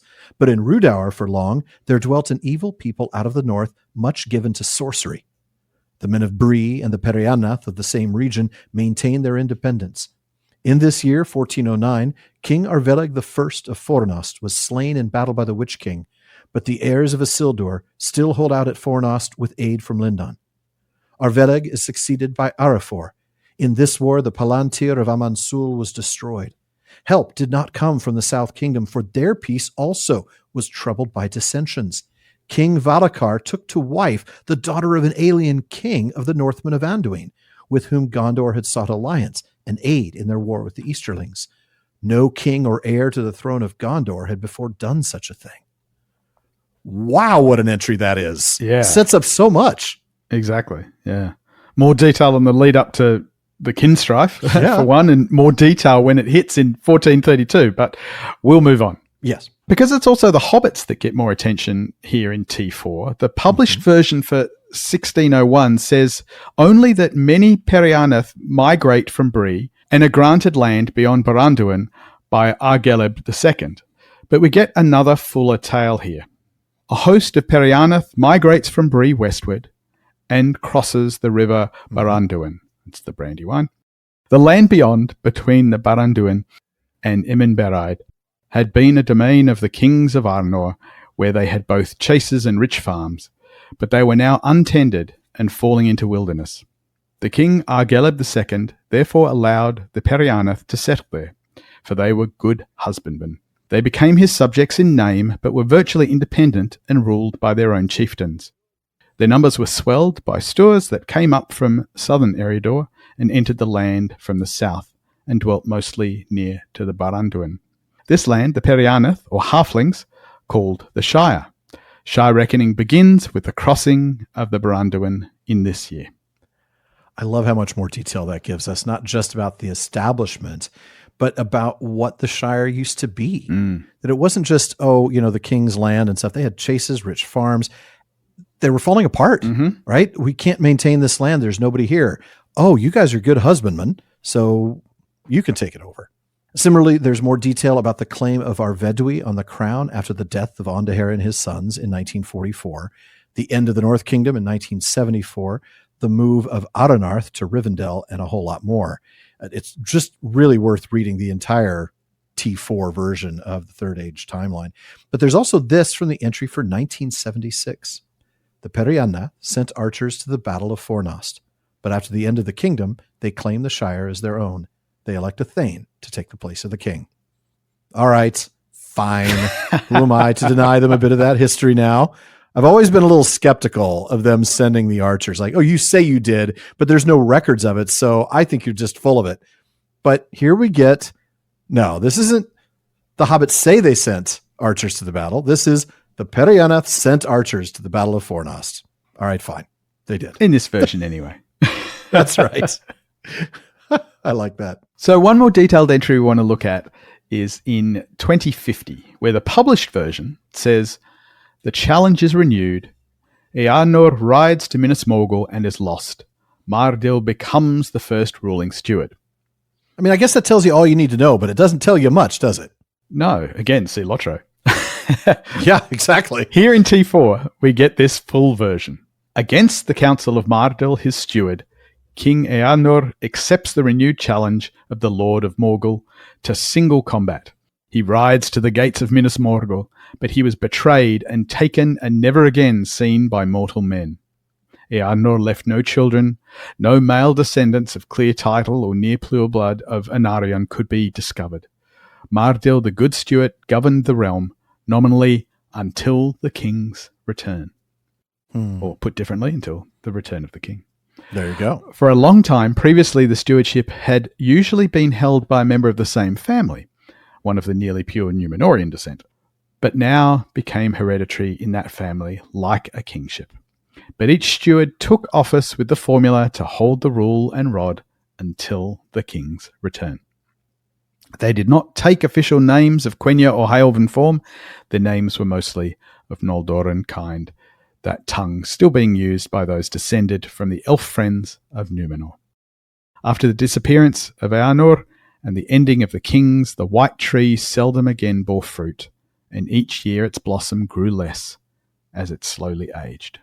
I love that entry. I just, there's so much there about what the stewards would do and how they would rule, and the fact that they didn't even take Quenya or high elven names like the kings of Gondor had, that explains why you have names like Kirion and Denethor as opposed to names like you had of Earnor and Earnil. And it's just like, I would have loved to have seen that in the final version. But again, it's hard because we are now so familiar with like all of the Legendarium as a whole. Right. The Lord of the Rings, the Silmarillion, Unfinished Tales, History of Middle-earth, that for us, well, of course, this blah, blah, blah, blah. Lore, more detail.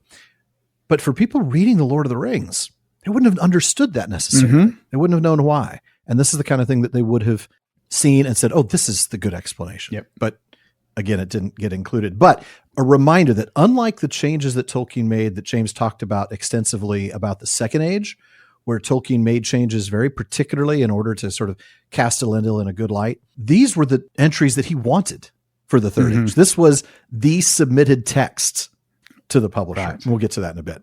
Anyway, still here in T4, Elrond stays a bachelor for a very long time, not marrying Celebrimbor until 2300. Now that's 200 years earlier than in the last one in T2, but still a couple of millennia too late for us.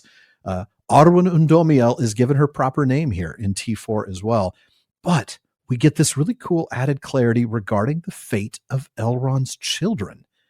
Quote, these children were 3 parts of elven race, but the doom spoken at their birth was that they should live even as the elves, so long as their father remained in Middle-earth. But if he departed, they should have then the choice either to pass over the sea with him or to become mortal if they remained behind.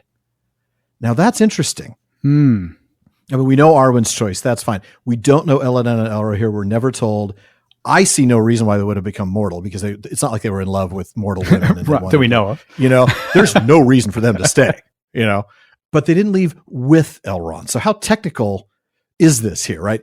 If he departed, and he did at the very beginning of the Fourth Age, they should then have the choice either to pass over the sea with him. Right, like this is your last chance if you're not on the same boat.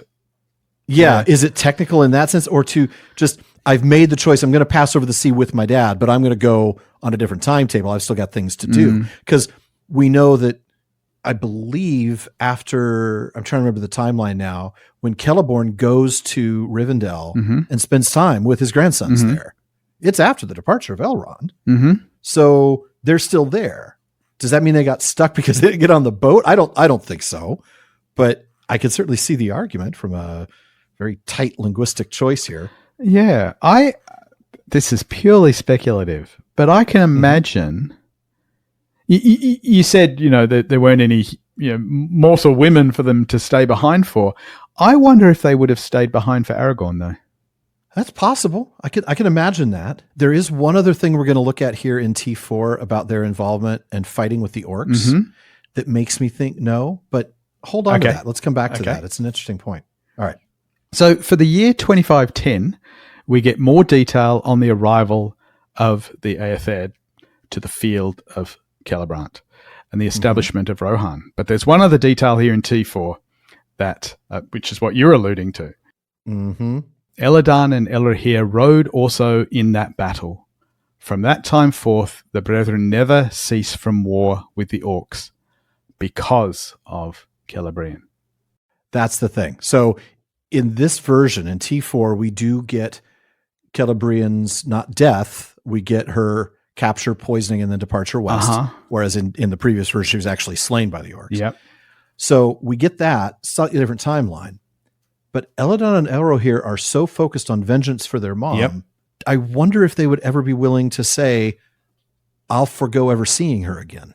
That's a tough one. I mean, see, I thought you were going to go the other way. I thought you were going to that they would stay for vengeance. That as long as there are orcs, we must stay. We must stay. And there is part of me that initially thought that, like they never cease from war. They're sticking around just so they can fight orcs until they die. But then I'm realizing the whole reason is because of Celebrimbor. Do they willingly forego any chance of ever seeing her again in order to just get vengeance in her name? I don't know. I don't think so. Yeah. That's not my initial landing. No, they're not Feanorian enough for that kind of vengeance above all else. Elrond's their dad. He's a lot wiser than Feanor. Elrond didn't bequeath him a bunch of vengeance quests. He knew, looking at the Thangorodrim, the certainty of death, that they could never succeed, but he still commanded them. You idiot. Oh, man. It's an interesting one, though. Very. Their hatred of orcs certainly led them, and this is the only time I think we ever see a mention of Elladan and Elrohir showing up with the riders of the Eotheod to save Cirion at the Battle of Celebrimbor. Yep. I love that idea. Yeah. I can see it happening for sure. But the idea that they don't stop fighting the orcs ever. Yeah. Yeah. But I feel like because it's that last line that they never cease from war with the orcs because of Celebrimbor, I feel like that tells me they're going to go back to Seer. Yeah. Plus they knew that Arwen chose the other direction. And I'm sure there's a part of them. It's like, if we don't go back and see mom, she's going to be ticked. Yeah. We got to do this, man. I don't know. Who knows? Nobody knows. Tolkien never told us. But finally, in this T4, there are simply very long entries for the years 3018 and 19. This is actually a change where I really do like the published version much more, because the published version takes those entries for those 2 years, the great years, and instead fills them out as much more detail. Like we get the 30,000 foot overview of year 1 to 3017. And then we get the month by month, day by day entries for 3018 and 3019. That's a really nice change. We also get a narrative version of the chief days from the fall of Barad-dûr to the end of the Third Age, focusing on Aragorn's reign, the work of Legolas and Gimli, and even that Legolas took Gimli with him when he sailed over the sea. The marriages of Éowyn and Faramir, as well as Aemir and Lothiriel, the daughter of Prince Amraphel, and even the death of Aragorn and Arwen, borrowing materials that would clearly make their way to Appendix A15. Mm-hmm. And then in this T4, we get a really poignant conclusion, and it's different from anything in the published story. Of Eldarion, son of Elessar, it was foretold that he should rule a great realm, and that it should endure for 100 generations of men after him. That is, until a new age brought in again new things. And from him should come the kings of many realms in long days after. But if this foretelling spoke truly, none now can say, for Gondor and Arnor are no more, and even the chronicles of the house of Elessar and all their deeds and glory are lost. That's really interesting. What intrigues me about this is, whose point of view is this being written from? It can't be part of the Tale of Years. No, it can't be. This is clearly something well after, saying like Tolkien himself. Yeah, it's like the narrator injecting himself here. Yeah. And it almost feels like, I mean, correct me if I'm wrong, James, but this idea that from him should come the kings of many realms ties back to the idea that Tolkien has once said about, a mythology for England. And the idea that is he trying to say that all good kings of all these realms that now exist in our modern world, are descended from Eldarion, and that was what was prophesied or foretold about him, and that all of these good monarchs, because Tolkien definitely had a very positive view of monarchy. You wonder, is this maybe a little bit of that leaking in? Yeah. It's interesting. But you're right. Whose perspective is this being written from? Because even the Chronicles of the House of Elessar and all their deeds and glory are lost. Who's writing that? Right. Because it's written in the very distant future if all those things are now lost. Yes. Definitely a narrator. Very intriguing. Yeah. I can't help but think, just to make a Babylon 5 reference. In the Deconstruction of Falling Stars, is that the one they put instead of the end of 4? I think so, yes. Where they project how people will view the events in the future. And they have that whole thing where people no longer believe that Sheridan and Delenn did the things that they were claimed. And this always reminds me of Aragorn and Arwen.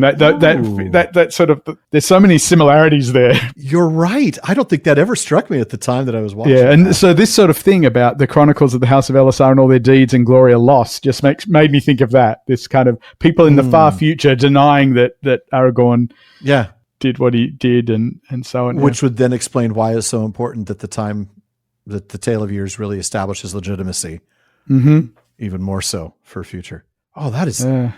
I had not caught that at all watching Bab 5, which is funny because I caught all the other Lord of the Rings references, and there are many, I definitely need a rewatch of that. All right, man, good stuff though. Okay, so Christopher adds, after all of this, that this long tale of years, ample in expression, seems to me to show that he wished, his father, of course, having at long last brought the story to its end, to provide for the reader a clear and accessible, still in the manner of the story, conspectus of all the diverse threads and histories that came together in the War of the Ring, of the hobbits, the wizards, the Dunedain of the north, the rulers of Gondor, the Rohirrim, the Ringwraiths, the Dark Lord, the High Elves of Rivendell and Lindon, and also the dwarves of Erebor and Moria, and further back, the lost world of Numenor.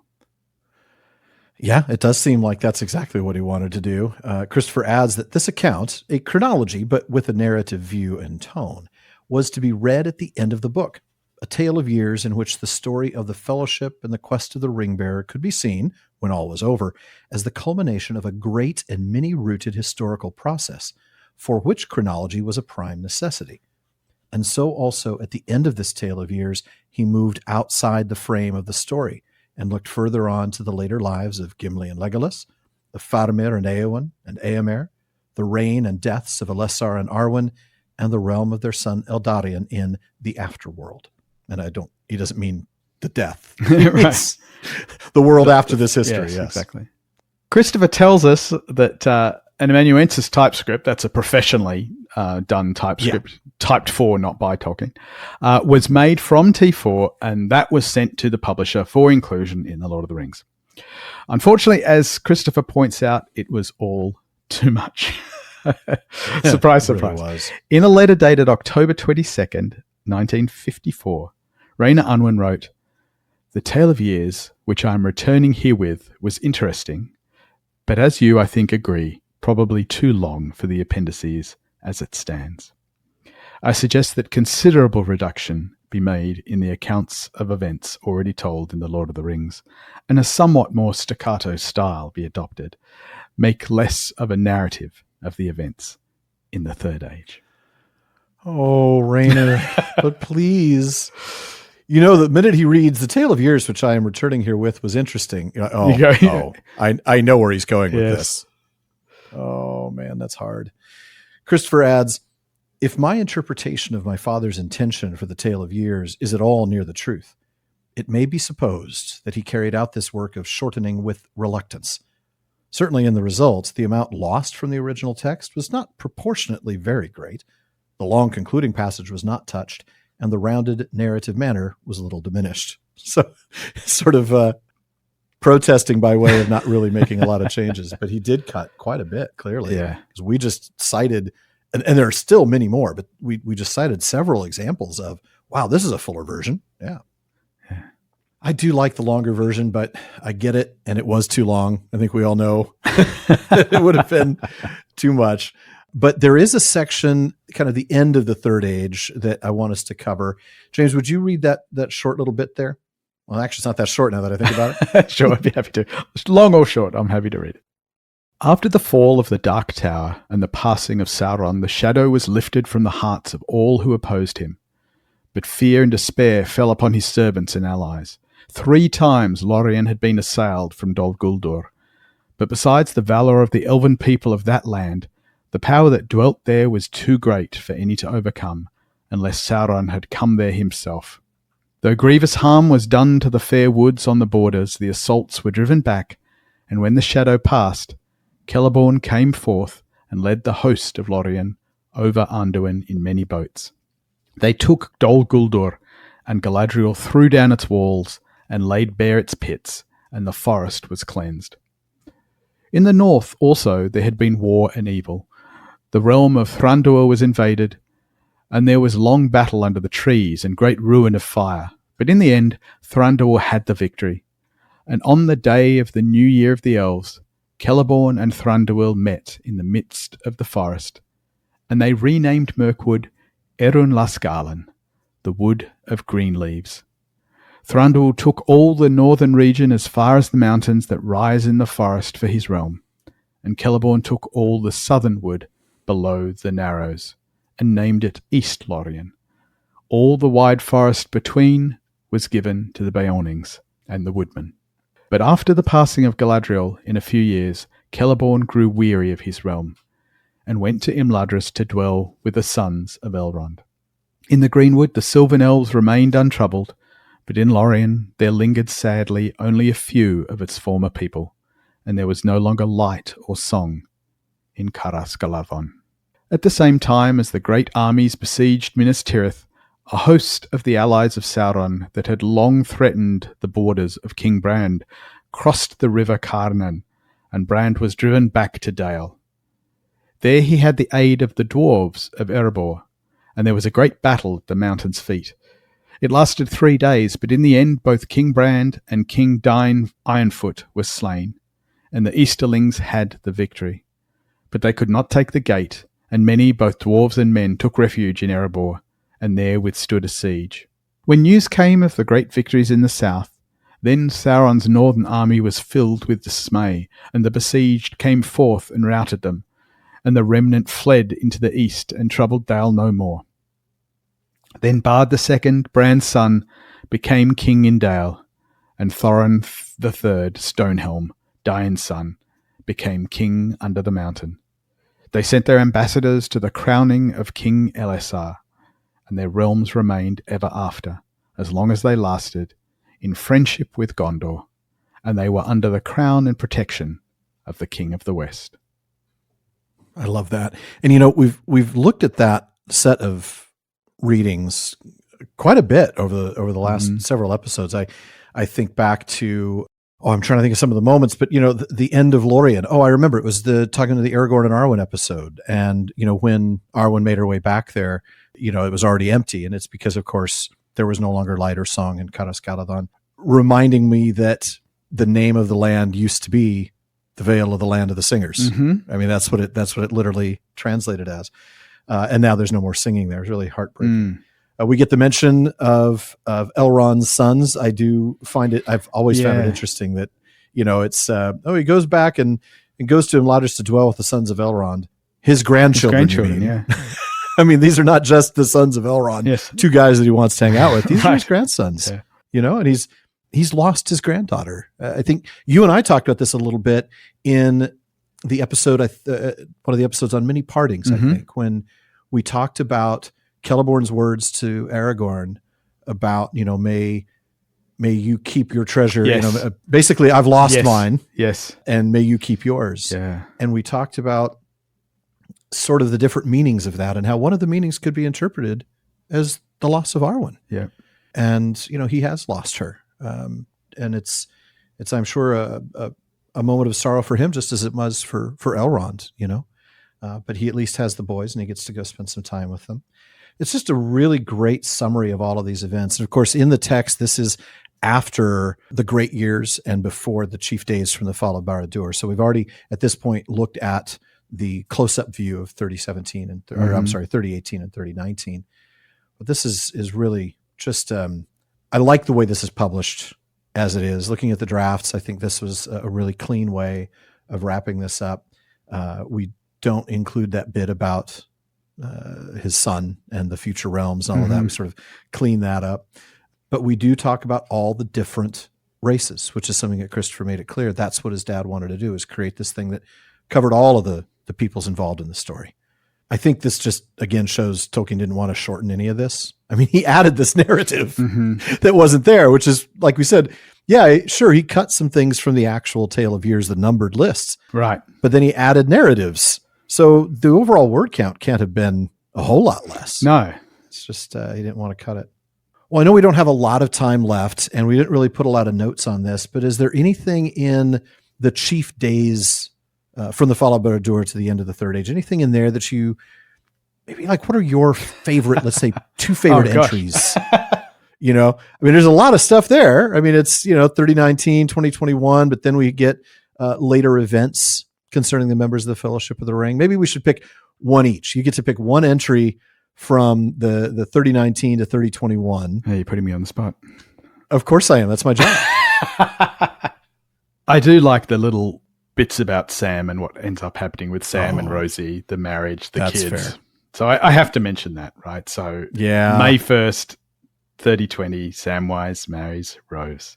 Oh, that is a good one. And then March 25th of all days, right? The New Year's Day in 3021, the birth of Eleanor the Fair, daughter of Samwise. Also the day that the Fourth Age began in the Reckoning of Gondor. So I love that. I love the fact it's the beginning of the Fourth Age in Gondor, but the other entry that's mentioned is the birth of Eleanor the Fair.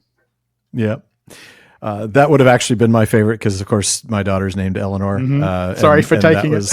No, it's so good. I'm glad it did. I do love how, we get these big historical moments, but we also get these really tight, close-up personal moments.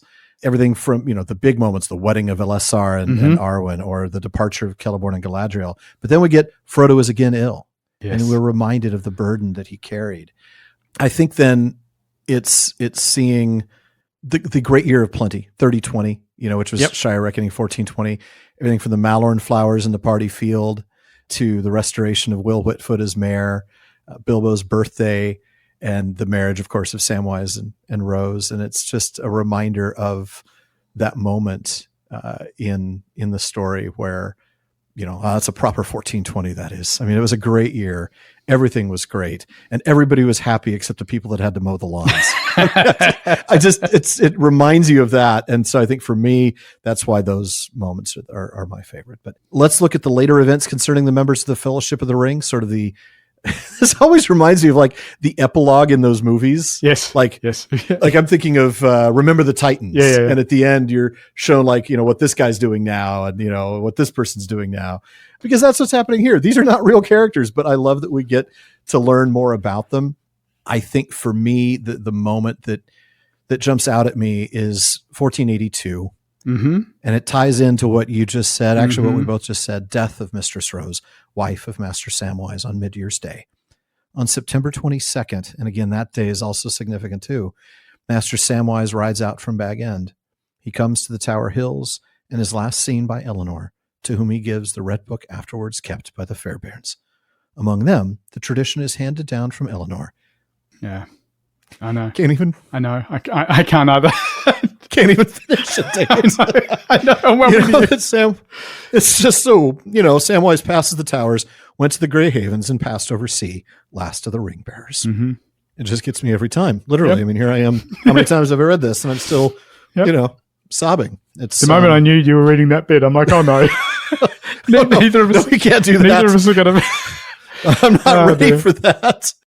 But, it's the same thing when you see the idea in and maybe I'll let you go because I don't want to give a second one until you've had a chance. What's the moment for you? It's not a moment. It's the sheer number of moments of Master Samwise. He becomes mayor for the third time, the fourth time, exactly. Master Samwise's political machine is mighty. Yeah, seeing the end of all of these people. That Merry got to Edoras and was with Éomer before he died in that autumn. And then he and Pippin went to Gondor, and how they were laid in Rath Dinan among the great of Gondor until in 1541 when Aragorn passed that the beds of Merry and Pippin were then laid beside his bed. Yep. It's good stuff. Good stuff. I still am always wondering, what is it that Tolkien really intended for us to have in the published book? Knowing that he wanted T4, which we went through at length, knowing that he wanted that in there, but also knowing things like the fact that he wanted Aragorn and Arwen to be part of the main narrative. Right. You know, he knew he couldn't do it. Right. And he goes, yeah, it would have wrecked the whole Hobbit-centric focus of the story, so I put it in the appendix. Because there are other things that he talked about, like the epilogue, which he later says, yeah, thank goodness I was talked out of writing it. Like, that wouldn't have been a good thing. So it's just like, I almost want to see the Lord of the Rings director's cut. You know, what if Tolkien wasn't limited by what Allen and Unwin said they could do? What would we have in our hands today out of the Tale of Years? What might have made it into the main narrative? Would we still see the Elendil focused Second Age? That was so fascinating, man. That such an insight about the intent and purpose of that Second Age timeline. Yeah, man. I mean, we'll never really know. I guess the closest we can get is speculating based off what Christopher Tolkien has told us in History of Middle-earth. And thank goodness we have that. I mean, what a resource that we're able to lean on to say, look, these are the steps that Tolkien took to get from here to here, what we see in the published text. Yep. And look at how much we've missed out on. Yeah. How much of that was by Tolkien's choice, how much of that was by Allen and Unwin's choice. But at least we get to know. Good stuff. Then Barlaam built a gray ship in Bree and sailed down Baranduin and so over sea. And with him, it is said, went Bob and Nob. And when that ship passed, an end was come in Middle-earth of the mailbag. James, what does Barlaam have for us tonight? Jenny from Vancouver asks, seeing as you have James co-hosting, can you ask him if the Digital Tolkien Project has any plans for chronologies like the Tale of Years? James, does the Digital Tolkien Project have any plans for a chronology like the Tale of Years? I'm glad you asked. We actually are. And so partly inspired by the research I did a couple of years ago that led to the things I was talking about, the Second Age Tale of Years. I, for a long time, wanted to put together a digital chronology of all of the events in the Legendarium that goes beyond just what's possible in print form in two major ways. Well, three. I'll say three ways. One is handling of multiple versions, right? As we've discussed a lot of this time, it's a lot of this episode, right? If you want to be able to compare, this is not something that's easy to do in print or even in a lot of the online timelines. There's sort of a lot of the stuff that you would find on something like Tolkien Gateway or whatever is very determined to show sort of this is the canonical order, but not what was it like in these different versions, what got added, what got subtracted. So that's one thing that would be possible in a more sort of interactive web application focused on timelines. The other thing is the ability to filter based on various things. If you just want to see what was going on with a particular character or what was going on in a particular region or particular types of events.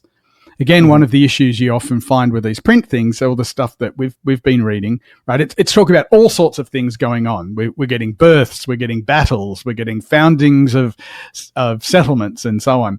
But if you just want to say, tell me what was going on with Sauron, tell me all the births and deaths, tell me, anything relating to Rivendell. Right, isolate. Being able to isolate and say, give me a timeline of that. And then the third thing that I'm envisaging will be possible is also reframing the dates and times in different ways. So at the moment, when you have a timeline, you normally give it according to some reckoning, like it's this year of the Third Age or whatever, or Shire reckoning or whatever.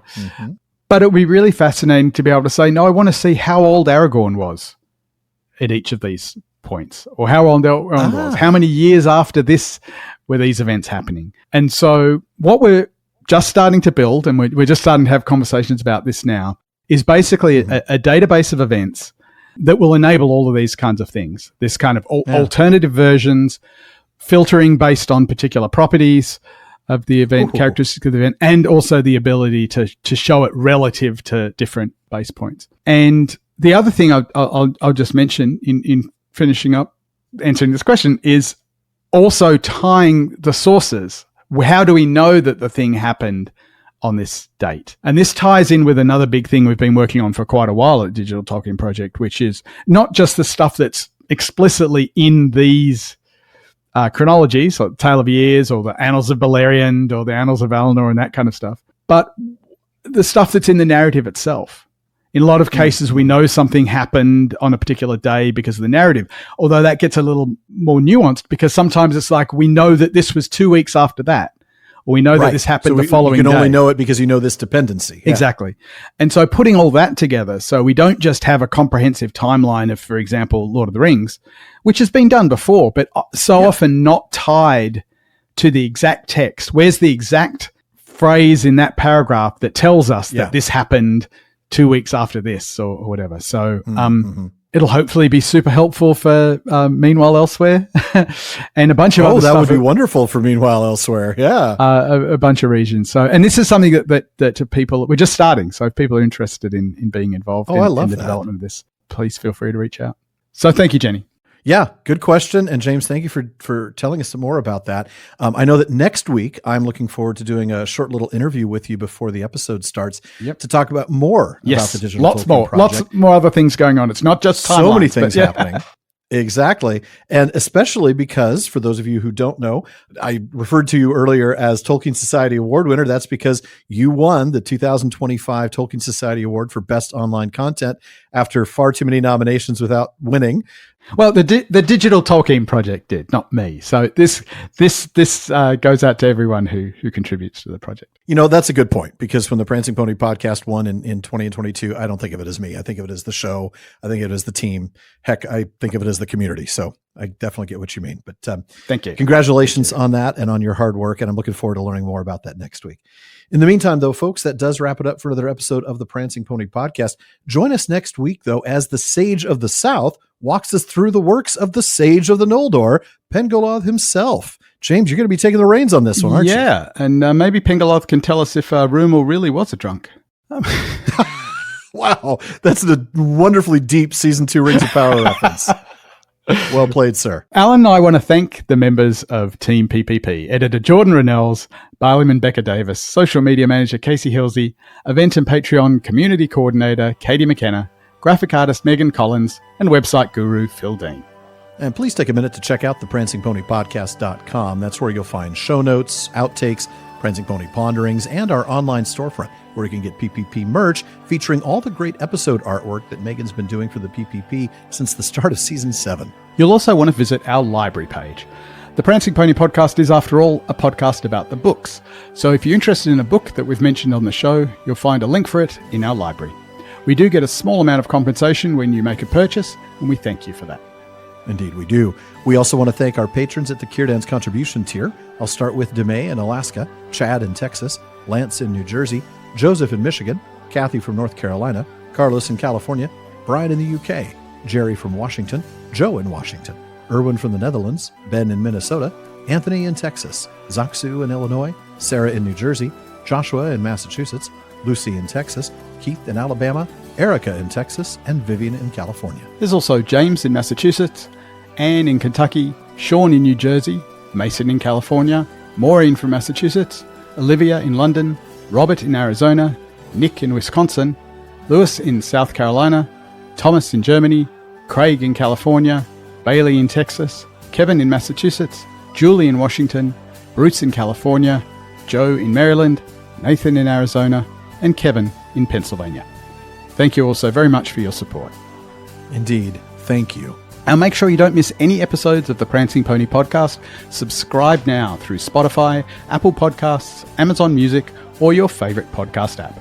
And one last thing, as always, don't forget to send your thoughts, comments, and most of all, what you think is missing from the Tale of Years to Barliman at theprancingponypodcast.com. And if you want your voice literally heard, well, just send us an audio of your question. Visit podinbox.com/prancingponypod and record your question for us. Please be sure to still email the question to Barliman, though. Now, even though Barliman's been a lot more reliable lately, there is still a lot of mail to sort through. We'll try to get to you just as soon as we're able. As always, though, this has been far too short a time to spend among such excellent and admirable listeners. But until next time, may you rekindle hearts in a world that grows chill.